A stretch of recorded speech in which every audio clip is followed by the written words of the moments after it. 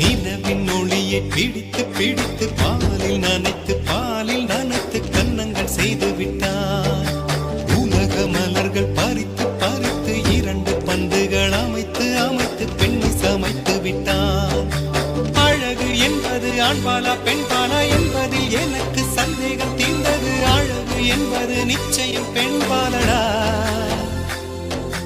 கவிதை என்பது மொழியின் வடிவம் என்றொரு கருத்தும் இன்று உடைந்தது. கவிதை என்பது கன்னி வடிவமடா.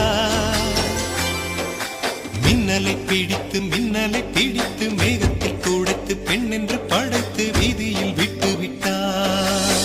மின்மினி பிடித்து